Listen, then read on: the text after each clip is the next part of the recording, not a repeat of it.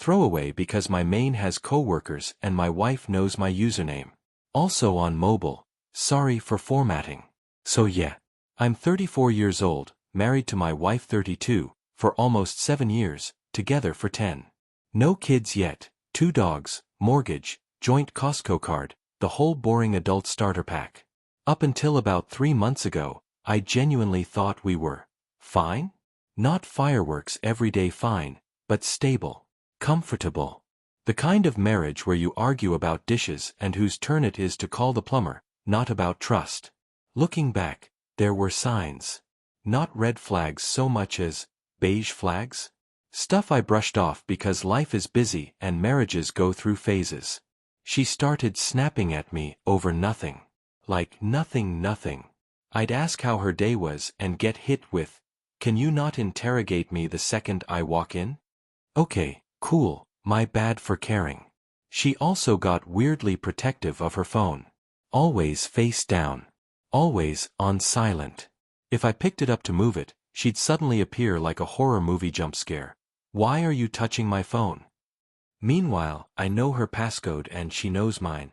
Or at least, she used to. The biggest change was intimacy. It didn't vanish overnight, but it felt transactional? Rushed. Like she was checking a box. And sometimes she'd pick fights right before bed over random stuff, a spoon in the sink, the way I folded towels, and then go to sleep angry. At the time I thought, okay, stress. Work stuff. Maybe I've been slacking. Spoiler, I was not the problem. Anyway, that's the context. I didn't suspect cheating yet. I just thought my marriage was in a rough patch and that if I kept my head down and tried harder, it would smooth out. Yeah, about that. The thing that messes with me the most now is how hard my brain worked to protect the version of reality where my wife wasn't screwing someone else. Example, she suddenly had to work late a lot. Same vague explanation every time. No details. Just stuff and meetings, and an eye roll if I asked follow-ups. She'd get home wired, not tired, pacing, showering immediately, snapping at me if I tried to talk. I told myself, new project, pressure, corporate nonsense. Then there was the sudden glow-up. New clothes. Lingerie I never saw. Shaving habits that changed. Gym twice a day some weeks. I even joked once, like a moron, "Damn, who are you trying to impress?" She laughed too fast and said, "Myself." God forbid. I apologized. She didn't. She also started rewriting history in real time. Little lies. Stupid ones. Like saying she told me about plans when she hadn't. Or insisting I, always, forget something I knew I hadn't. Gaslight light. At the time I thought we were just miscommunicating. Now I realize she was practicing. The bitchiest part? The contempt. That low-level disgust that leaks into tone. She'd sigh when I entered a room. Correct me in front of friends. Mock the way I talked about work. Once, during dinner with her sister, she said, "You know he'd never survive without me, right?" Everyone laughed. I laughed too.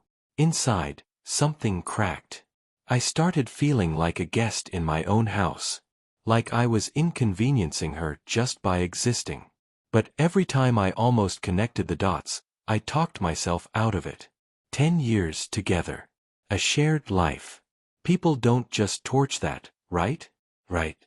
Anyway, that's when the universe decided subtlety was overrated. The actual discovery wasn't some dramatic movie moment. No lipstick on a collar. No hotel receipt fluttering out of a pocket in slow motion. It was dumber than that. Her car wouldn't start one morning. Dead battery. She was already late, shocker, freaking out, pacing, snapping at me like it was somehow my fault her 2018 Civic decided to give up on life. I offered to take her to work. She said no way too fast.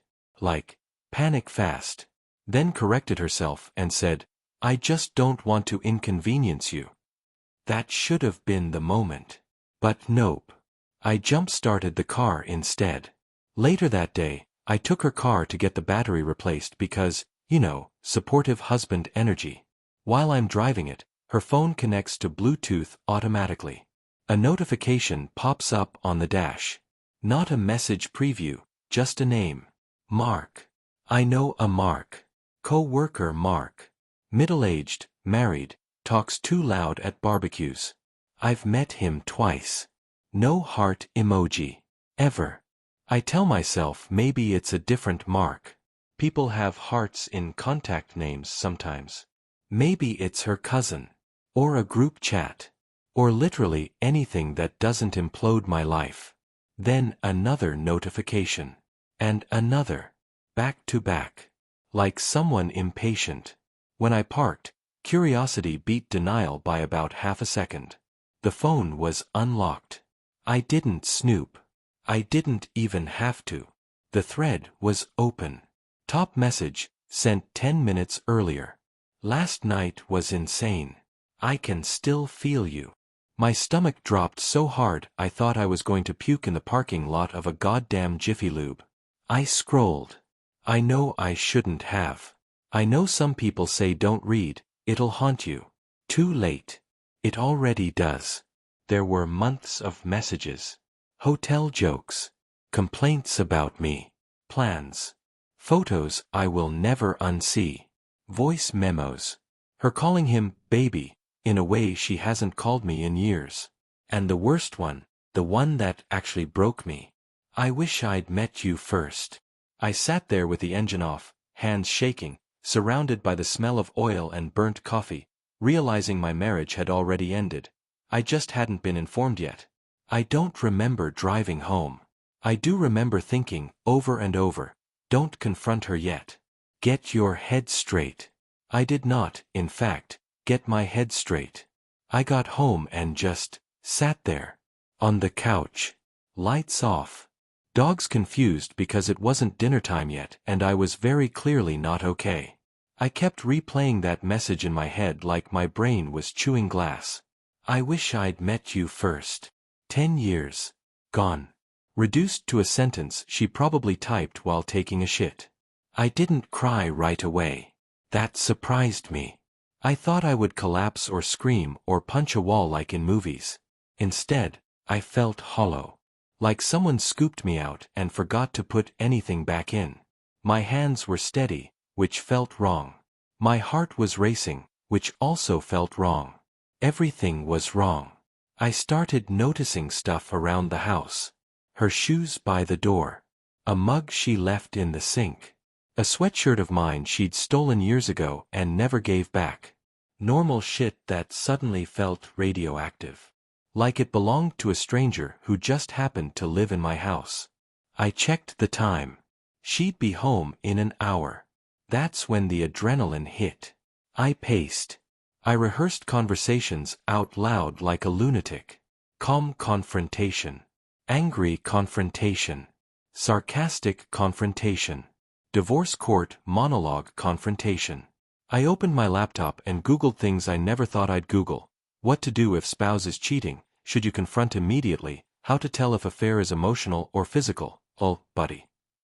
I even caught myself thinking, maybe it's not as bad as it looks. Reader, it was exactly as bad as it looked. I considered texting Mark. I typed it out. Deleted it. Retyped it. Deleted it again. I imagined his face. His stupid laugh. Him knowing my wife in ways that were supposed to be mine. I felt rage then. Hot, sharp, almost clarifying. But under that, fear. Real, bone-deep fear. Of blowing up my life. Of being alone. Of finding out there was more I didn't know. When I heard her car pull into the driveway, my chest seized. Not metaphorically. Literally. I had to sit down. She walked in like nothing was wrong. Tossed her keys. Said, "Hey," in that distracted tone she'd perfected. Then immediately went, "Ugh, why is it so quiet in here? Did you not feed the dogs?" I looked at her and thought, you have no idea how close you are to detonating everything. I said, "We need to talk." She rolled her eyes. And that's when I knew this was going to get ugly. She didn't sit down. That's the first thing I remember. I asked her to, and she leaned against the counter instead, arms crossed, already defensive. Like I was about to accuse her of stealing office pens or something equally annoying. "What?" she said. Sharp. Impatient. "I had a long day." I said her name. Just her name. My voice sounded weird to my own ears. Too calm, too controlled. That made her narrow her eyes like she didn't trust it. "I was driving your car today," I said. Instant shift. Barely perceptible, but I saw it. Her jaw tightened. One shoulder lifted. "Okay. And your phone connected to Bluetooth?" She laughed. Actually laughed. So I saw the messages." Pause. Not a long one. Just enough to recalibrate. Like watching someone choose a lane change at the last second. "What messages?" she asked. "Strike one." I said. "Mark." She scoffed. Full scoff. "Oh my God, are you seriously doing this?" "Strike two." "Doing what?" "Invading my privacy," she snapped. "Going through my phone like some insecure." "I didn't go through it," I said. Louder now. "It was open. I saw everything." Her face hardened. "Then, I swear to God," she smiled. Not a nice smile. A tight, irritated one. "You're being dramatic," she said. "He's a friend." Strike 3, 4, and 5 all at once. I told her exactly what I saw. Quoted messages. Not the worst ones, but enough. Her smile vanished. She went pale, then red, then angry. Not ashamed. Angry. "Well, maybe if you weren't so emotionally unavailable." There it was. The pivot. My fault. Of course. She said it was complicated. That it wasn't like that. That I was taking things out of context. That Mark understood her, and actually listened. That nothing physical had happened yet, a lie. I knew it was a lie, she knew I knew, and she said it anyway. When I asked her how long, she said, "Why does it matter?" That one hurt more than all the others combined. I asked if she loved him. She didn't answer. She did say, "I love you, but I'm not in love with you," which is apparently still a sentence people use unironically. I felt something snap then. Not explosive. Just done. Like a rope fraying quietly until it gives. I told her I needed honesty. Real honesty. No spin. No blame shifting. She crossed her arms tighter and said, "I don't owe you an interrogation." That's when I realized, this wasn't a mistake she regretted. This was a life she'd already chosen. And I was the inconvenience. After she said she didn't owe me anything, something in me finally caught up to reality. I raised my voice. Not proud of it, but yeah, I did. 10 years of swallowed irritation came out all at once. I asked her how long she'd been lying to my face. How many times she kissed me after being with him. Whether our bed meant anything to her anymore. She rolled her eyes again. God, that eye roll. I will hear it in my nightmares. "You're acting unhinged," she said. "This is why I didn't want to tell you." That sentence did damage. I asked her if she planned to keep seeing him. She said, "I don't know," which in cheater language means yes, obviously. Then she had the nerve to say, "Can we not do this right now? I'm exhausted." Exhausted. From cheating, apparently. I laughed. Like, actually laughed. It came out sharp and ugly and surprised both of us. I told her she didn't get to be tired. Not tonight. Not after blowing up our marriage and then acting like I spilled a drink on the rug. That's when she flipped it again. Tears. Instant. Like a switch. She said she felt trapped in our marriage. That she'd been unhappy for years. That I never noticed. That Mark made her feel seen. She said she never meant for it to go this far, which was impressive considering the hotel selfies. I asked why she didn't talk to me. Why she didn't ask for counseling. Why she didn't just leave. She said, "I didn't want to hurt you." Reader, I almost lost my mind. I told her she didn't get to frame betrayal as kindness. I told her she made 1,000 choices, and none of them included me. I told her I felt stupid, small, replaceable. She wiped her eyes and said, "You're being cruel." That's when the anger burned off and left something colder behind. I realized we weren't having the same conversation. I was talking about truth. She was talking about image.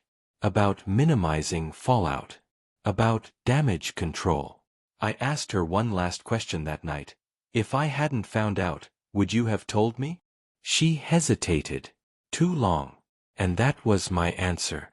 She went to bed. Just went to bed. Like this was an argument about groceries. I stayed on the couch, staring at the ceiling, realizing sleep was officially cancelled for the foreseeable future. Anger fades. Shock fades. What came next was worse. I didn't sleep. Not even a little. I laid there on the couch listening to the house make noises it's made 1,000 times before. Except now, every creak felt like mockery. The fridge kicked on. One of the dogs sighed in his sleep. Upstairs, I could hear her moving around, getting comfortable, like she hadn't just dropped a grenade and walked away whistling. At some point I realized I was clenching my jaw so hard it hurt. My head was buzzing, like static. Every few minutes my brain would serve up a new greatest hit from the messages I read. Stuff I didn't even consciously remember reading. Just fragments. Her words. His replies. Inside jokes I wasn't part of. Around 3 a.m., she came downstairs to get water. Didn't even look at me. Just stepped over my legs like I was furniture. I said her name. She stopped, sighed dramatically and said, "What now?" That what now did something to me. I asked her where she was planning to sleep tomorrow night. She said, "I'm not doing logistics at 3 in the morning." I said, "You're not sleeping in our bed." She laughed. Soft. Dismissive. "You don't get to kick me out of my own house." I told her then, quietly, because yelling felt pointless, that I couldn't share a bed with someone who was actively lying to my face. She stared at me like I was inconveniencing her again, then shrugged and said, "Fine. I'll sleep in the guest room." Happy. No remorse. No apology. Just annoyance. She went back upstairs. I heard the guest room door close. And that's when it hit me, this wasn't just betrayal. It was erasure. She'd already emotionally moved out. I was just catching up. I checked my phone. Missed texts from friends I'd ignored earlier. A calendar reminder for a dinner we were supposed to host that weekend. Her birthday coming up in 2 months. So many future plans that suddenly felt fake, like movie props. I cried then. Quietly. The kind of crying where your chest hurts and your face goes numb and you're trying not to make noise because somehow you're still worried about being a problem. I cried for the version of my life I thought I had. For the guy I was before I knew. For how stupidly hard I tried to make her happy while she was giving herself to someone else. By morning, my eyes burned, my head throbbed, and something inside me had shifted. I wasn't in denial anymore. I was grieving. Morning came way too fast. Sunlight through the blinds like it had somewhere to be. Birds chirping like assholes. I felt hungover without the courtesy of having had fun. She came out of the guest room like this was a normal Tuesday. Hair up. Phone in hand. No puffy eyes. No hesitation. She poured herself coffee, scrolled, and said, "We need to be civil today. I have meetings." That sentence almost broke me. Civil. Like we'd had a disagreement about paint colors. I asked if she'd talked to him. She didn't look up. Just said, "That's none of your business." I said, "You made it my business when you brought him into our marriage." She sighed, and told me I was spiraling, and that if I wanted to have an adult conversation, I needed to calm down. The gaslighting was Olympic tier. Gold medal. World record. I told her I wanted the truth. All of it. No trickle. No PR version. I deserved at least that. She said, I already told you what matters. I asked how long they'd been sleeping together. She hesitated again. Then said, a few weeks. Lie. I told her I'd seen messages from months ago. She blinked. Just once. Then said, you're misreading them. I asked if she loved him. She said, I don't know what love even means right now. I asked if she wanted to stay married. That one finally landed. She looked at the counter. Not me. And said, I don't want to make any decisions under pressure. Translation, she wanted to keep her options open. Me on standby. Him on speed dial. That's when I felt something solidify. Not anger. Not sadness. Resolve. I told her I was calling a lawyer. Not to file that second, but to understand my options. I told her I wouldn't live in limbo while she figured out which life she preferred. She laughed. Again. You're being dramatic. I didn't argue. I just nodded.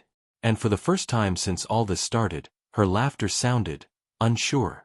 She grabbed her bag, kissed one of the dogs, and left without looking at me. The house went quiet again. I sat there with my cold coffee and realized something terrifying and freeing at the same time. I couldn't make her choose me. But I could choose myself. And that was new. Once she left, the adrenaline drained and I was left with this buzzing, overexposed feeling.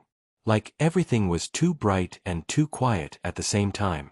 I called in sick to work. No way I could pretend spreadsheets mattered when my entire life was actively on fire. I sat at the kitchen table and started doing dumb, practical things because my brain needed something to grab onto. I opened a notes app and started listing facts. Not feelings. Facts. She cheated. It's ongoing. She lied repeatedly. She is not remorseful. Seeing it written out felt brutal but grounding. Like nailing reality to the wall so it couldn't float away and gaslight me too. Then the sudden events started stacking up, like the universe was speedrunning my personal hell. First, her sister texted me. Hey, is everything okay? Wife seems stressed. I stared at that message for a full minute. I didn't reply. I wasn't ready to be the keeper of her secrets anymore. Second, Mark texted her. I know because her iPad was still logged into messages.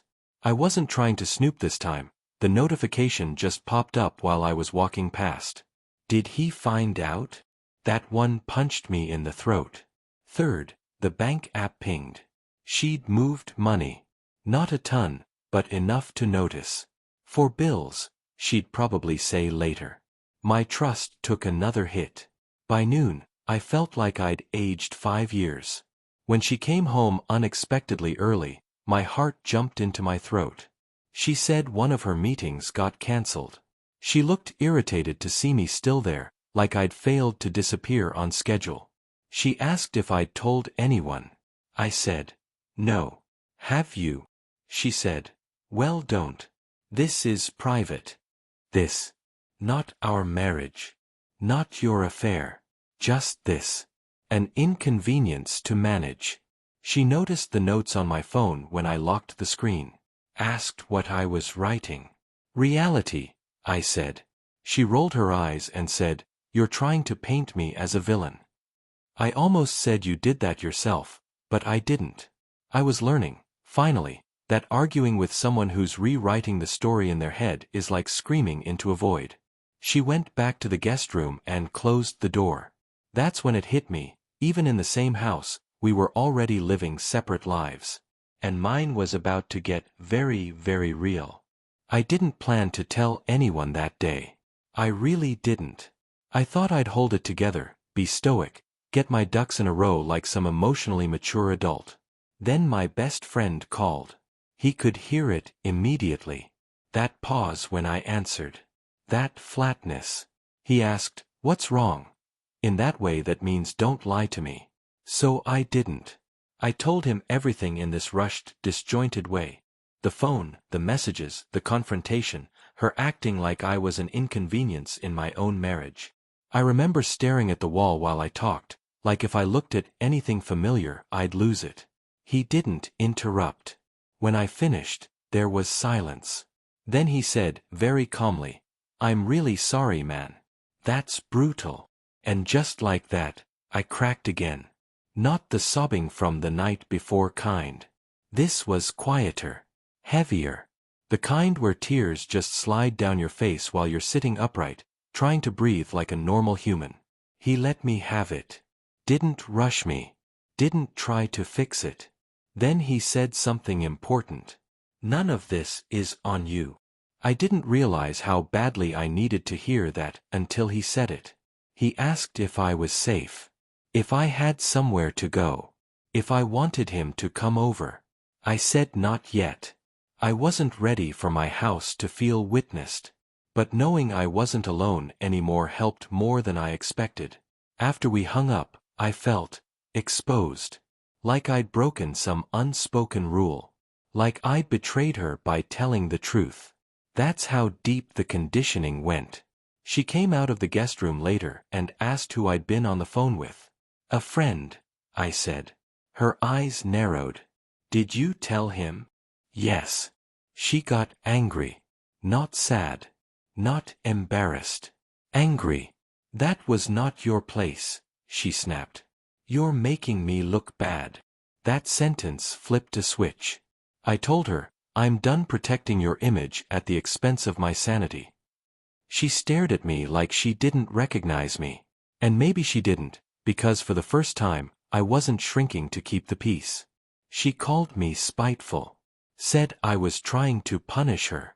Said I was weaponizing my feelings. I didn't yell. I didn't defend myself. I just said, "I'm telling the truth. If that makes you look bad, maybe sit with why." She stormed back into the guest room and slammed the door. I stood there shaking, but not from fear this time. From clarity. Because I finally understood something crucial. The moment you stop playing along, the script falls apart. And hers was starting to unravel. Things got messy fast after that. Like, sudden event, blink and you miss it messy. That evening, she suddenly decided she needed to go for a drive to clear her head. No shoes change, no purse, just phone in hand and keys already grabbed, like this plan existed before the sentence did. I didn't stop her. I didn't ask where she was going. I just said, "Be safe," and watched her hesitate for half a second before leaving. That half second mattered. She was gone for 3 hours. When she came back, she was calmer. Too calm. That fake serenity people get when they've rehearsed what they're going to say with someone else first. She told me she'd been alone, driving around, thinking. Lie.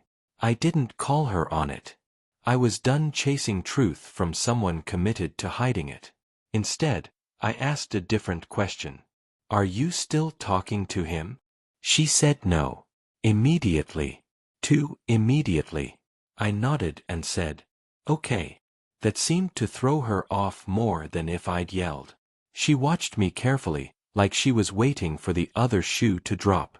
When it didn't, she got defensive anyway, started over-explaining, adding details I hadn't asked for, swearing she was trying to do the right thing. An hour later, her phone buzzed while she was in the shower. I wasn't trying to look. I swear. But the screen lit up on the coffee table. Mark. Did he calm down? I felt tired in a way that went past emotion and straight into my bones. When she came out, towel on her head, I just held the phone up. She froze. Then came the scramble. "Why are you looking at my phone?"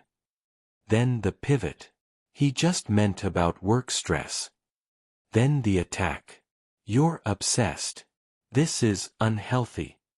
Then the tears. I said I'd stop. "I'm trying."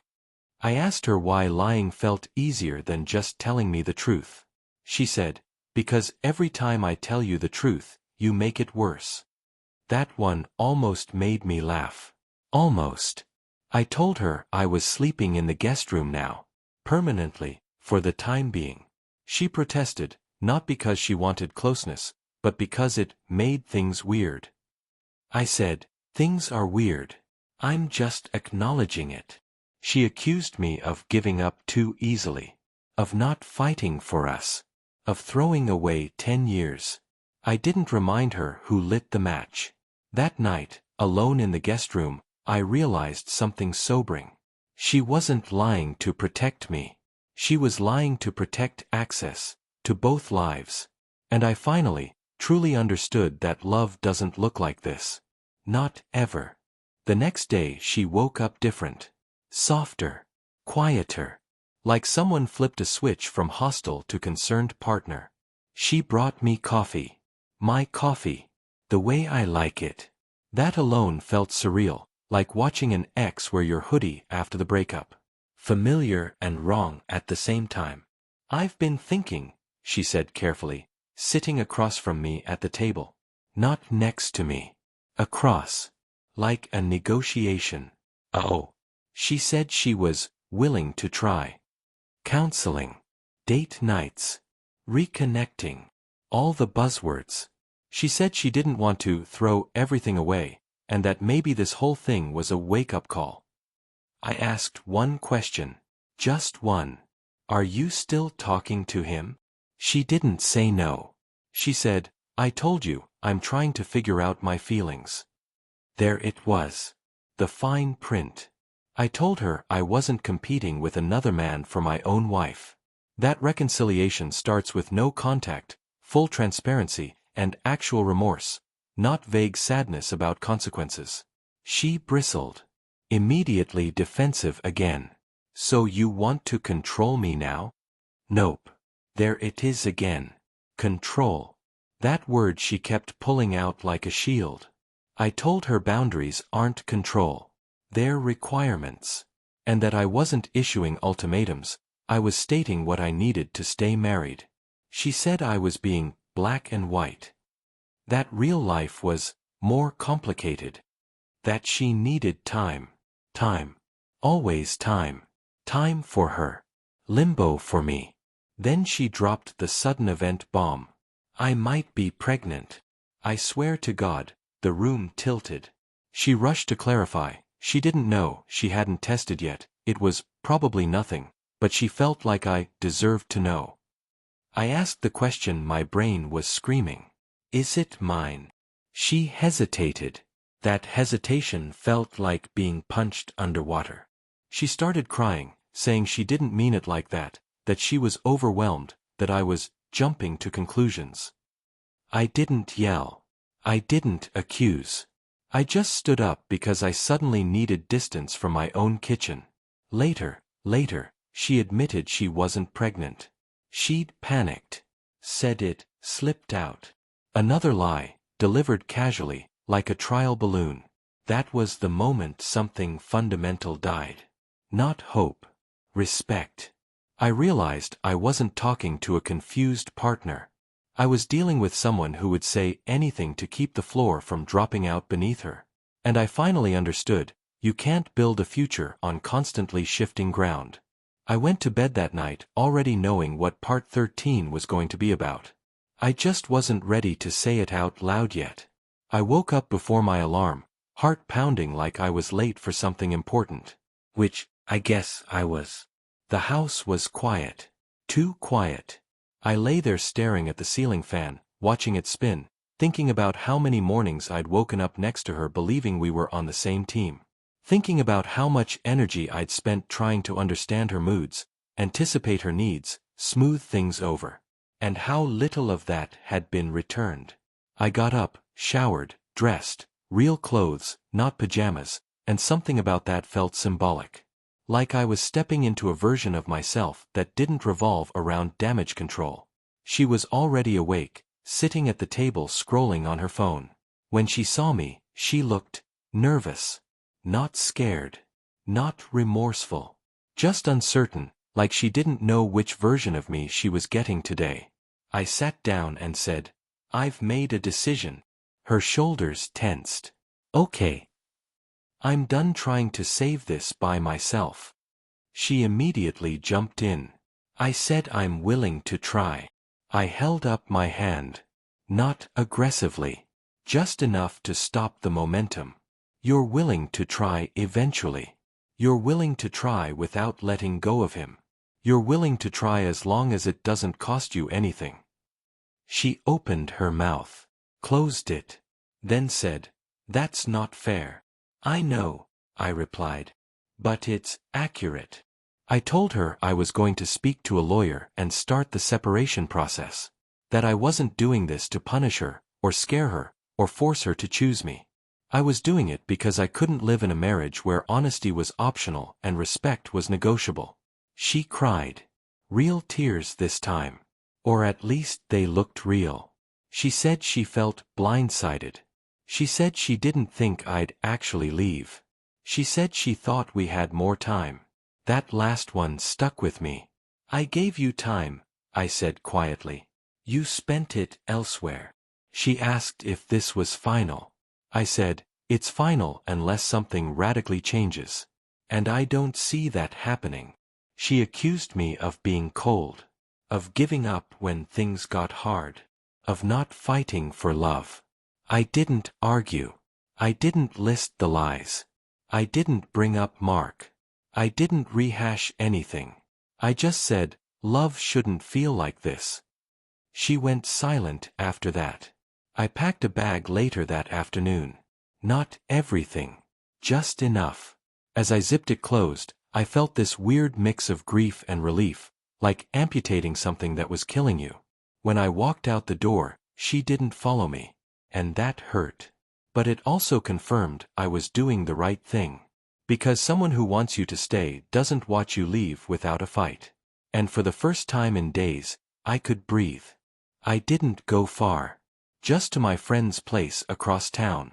He opened the door, took one look at me with the bag in my hand, and didn't ask questions. Just said, "I've got the couch ready." That night was strange. No shouting. No slammed doors. No walking on eggshells. Just quiet. The good kind. The kind that lets your nervous system finally unclench. And that's when it really hit me. I wasn't constantly bracing anymore. No waiting for her mood to shift. No wondering who she was texting. No rehearsing conversations in my head so I wouldn't set her off. I felt sad, deeply, bone-achingly sad, but I also felt lighter. Like I'd been carrying a weight for years without realizing how heavy it was. She texted me around midnight. "I can't believe you actually left." Not "I'm sorry." Not "I want to fix this." Just disbelief that I'd stepped out of the role she'd assigned me. I didn't respond. The next few days came in waves. Logistics mixed with grief. I talked to a lawyer. Opened a new bank account. Changed passwords. All the unromantic but necessary steps that make a breakup real. She oscillated wildly. One day apologetic. The next angry. Then nostalgic. Then cold. She told mutual friends a carefully edited version of events, that we grew apart, that I was emotionally distant, that the timing was just unfortunate. I corrected no one. Not out of kindness, out of exhaustion. The people who mattered asked me directly. The ones who didn't. And then something unexpected happened. I stopped checking my phone so much. I realized entire hours had passed without thinking about what she was doing, or who she was with. I caught myself laughing at something dumb my friend said and was startled by the sound, like I hadn't heard it in a long time. Grief didn't disappear. It still hit me at random moments, seeing couples at the grocery store, finding one of my socks in her old laundry bag, remembering some inside joke that now had nowhere to go. But underneath all that, peace. And I realized something important. Leaving didn't mean I failed. It meant I finally stopped abandoning myself. One more part to go. It's been a while since I walked out with that overnight bag. Long enough for the dust to settle. Long enough for the shock to wear off and leave behind something quieter, sturdier. Perspective. Here's the truth I didn't want to accept at first. The affair was awful, but it wasn't the most damaging part. The lying was. The contempt. The way she minimized my pain while demanding infinite patience for her confusion. The way I kept shrinking to keep the marriage technically intact while it rotted from the inside. I've replayed everything 1,000 times. Wondered if I missed some critical moment where I could have saved us. If I'd said the right thing sooner. Loved harder. Been better. That spiral goes nowhere. Trust me. What I've learned instead is this. You can't fix a relationship by yourself. You can't out-communicate someone who's committed to dishonesty. And you absolutely cannot compete with a fantasy version of yourself someone else gets to enjoy without consequences. I also learned that your body knows before your brain does. That constant anxiety. That feeling of walking on eggshells? That's not normal marriage stuff. That's your instincts begging you to pay attention. If you're reading this because something feels off in your own relationship, here's my advice, the kind I wish someone had given me sooner. Don't ignore patterns just because confronting them is scary. Don't accept blame for someone else's choices. Don't confuse love with endurance. And don't stay where honesty is treated like a nuisance. Leaving didn't make me heartless. Staying would have. I don't hate her. I don't wish her misery. I just finally see her clearly, and I see myself more clearly too. A guy who loved deeply, trusted fully, and learned the hard way that those things should never be liabilities. I'm rebuilding now. Slowly. Imperfectly. But with peace instead of constant doubt. And if there's one last thing I know for sure, it's this. Being alone is painful. But being betrayed by someone who no longer respects you is worse. Thanks for reading. If you're in this spot too, I'm sorry. And you're not crazy.